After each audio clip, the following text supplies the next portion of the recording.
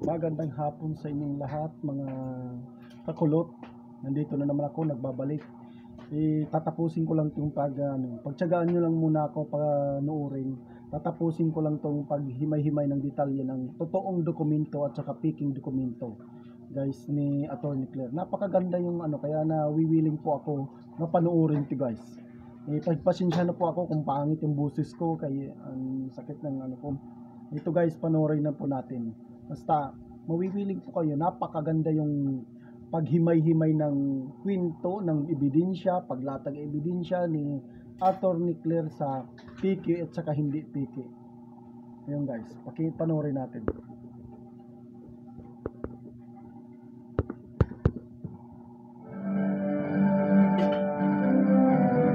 Nila mga kayubi. Ito ito yung samples. Yan ang authenticity. Yan ang tunay. Ayan. Kita nyo? Yan ang tunay, guys. Yan ang tunay na dokumento. May control number.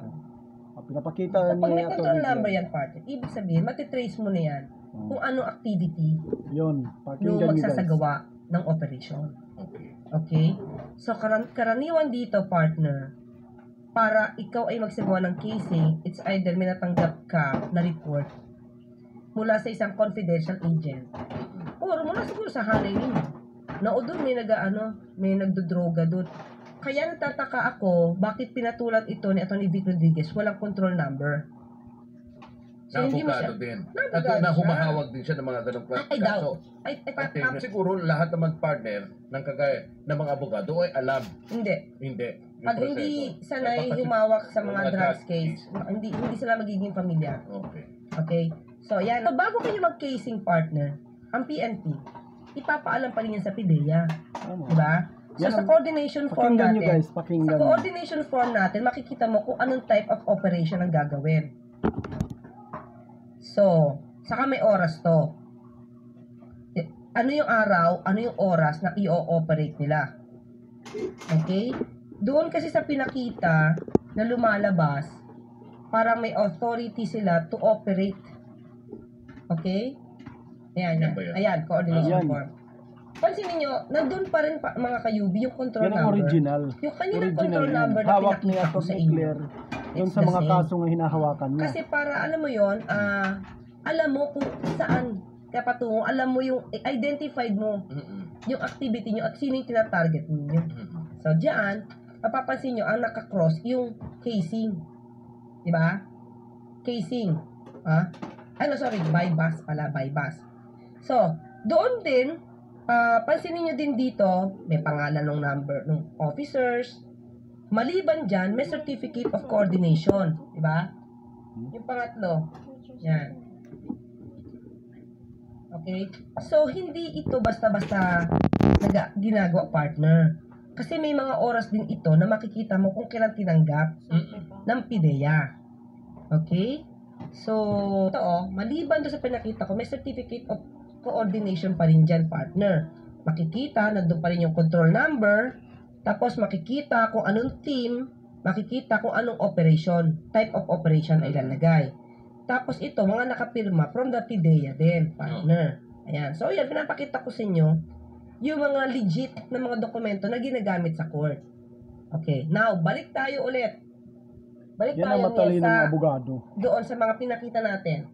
Hindi nagpapaniwala sa mga fake news.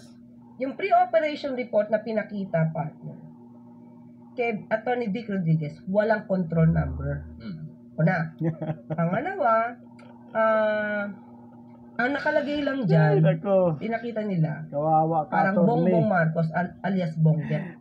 Pwede ako magsulat yan eh. So, gumawa ng are you sure na yung Bongbong Marcos na nilalagay dyan? Sabi nito, papilang yan eh. Oo. Si Pangulong.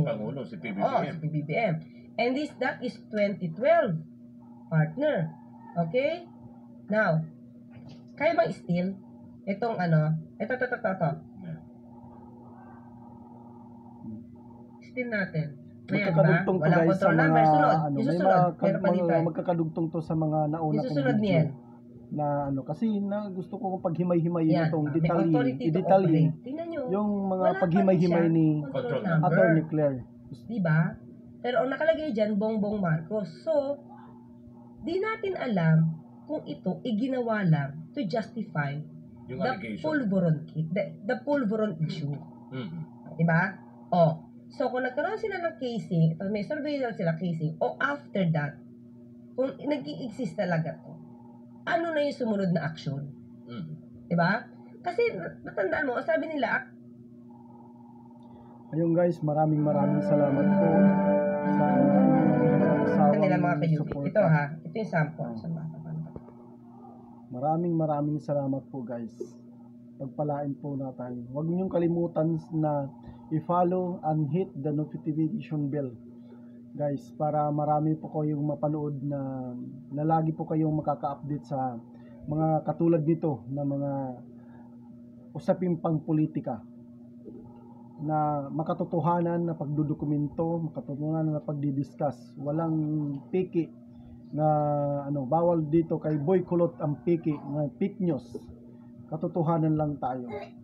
Kung katotohanan ipaglaban, kung kasinungalingan barahin. Yung guys, maraming salamat po. God bless po.